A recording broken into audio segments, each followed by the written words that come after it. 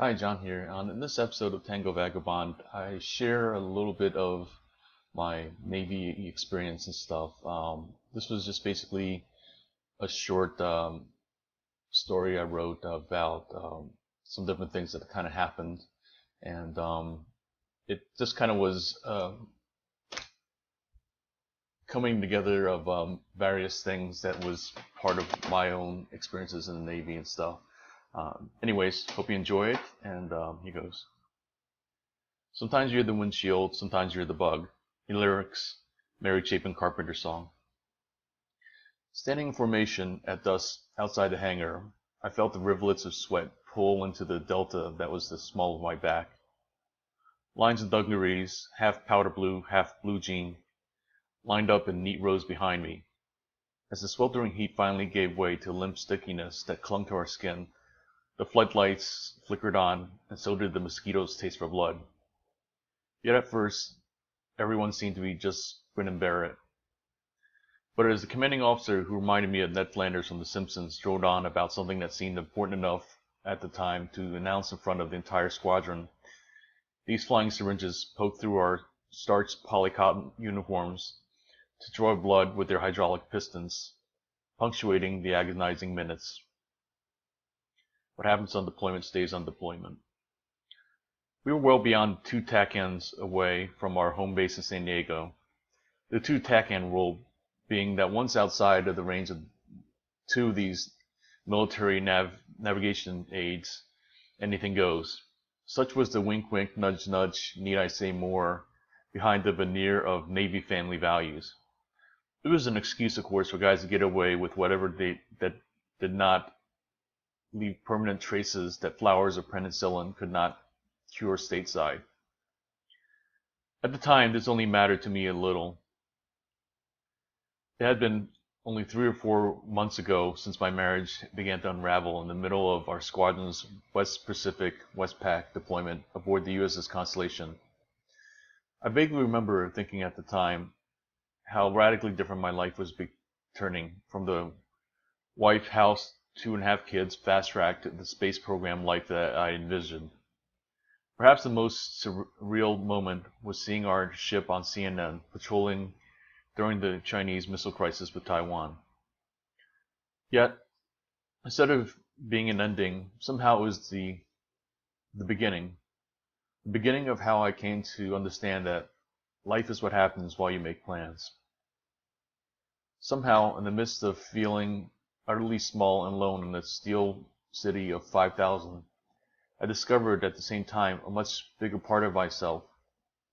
Funny how in that Navy, what Navy pilots describe as little bigger than a postage stamp when landing at night, I realized that in your darkest moments there is grace.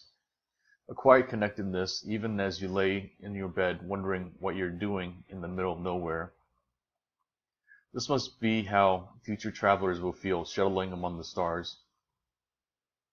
Slowly became more and more evident that it was acceptable to break rank and swat your neighbor's tormentors.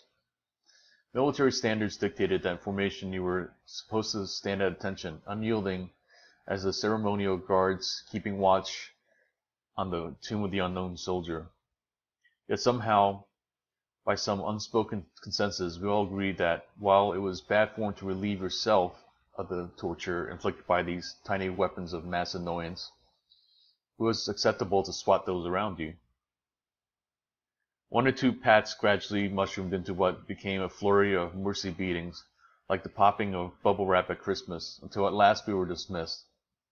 Sighs of relief mixed with bursts of pleasure, laughter, and disbelief as we made our way back to the shelter of the hangar bay. It felt like a comic scene out of some old war movie, except this was no Hollywood fiction. No, we were far from some South Pacific island fighting some epic battle for our lives. End of era, beginning of new. Instead, it was 2004. The Cold War had ended with the crashing debris of the Berlin Wall, signaling the end of the Iron Curtain era.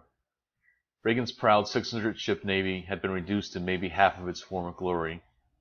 To justify its piece of the budget pie, the Navy turned to unorthodox missions like the counter-narcotics operation that brought us here to Ceiba, Puerto Rico.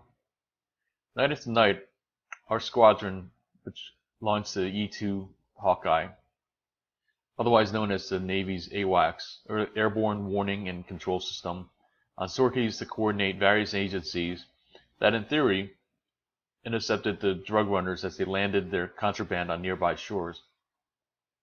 While occasionally we would hear about a successful bust, it seemed like only days later there would be another story about a bigger bust stateside. Were we really making a dent on the war on drugs? Any more than the Just Say No campaign? Who knows?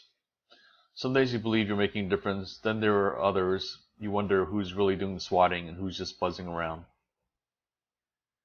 So that was basically some of the different things that kind of was, I guess, for me, a snapshot of my experiences in the Navy. Just also some of the things going on in my life at that time and stuff. And I don't know if at that point I started thinking about, is there more, to life and more to what I'm doing and stuff like that. But I guess in some ways that's maybe somewhere those thoughts came about, where I began thinking about what does it mean to, have freedom and to really live the life you're meant to live and stuff. So just thought I'd share that. Hope you enjoyed. If you do, and if you'd like to learn or hear other stories of my journey as a digital nomad, or just more that's more food and travel related, follow me on YouTube or on Twitter at Tango Vagabond. And also, of course, you can subscribe to my newsletter, which I'll really try to keep updated more. Yeah, so hope you enjoyed this, and I'm going to just basically now post it on here and the my blog as well as on SoundCloud. Thanks for listening and watching.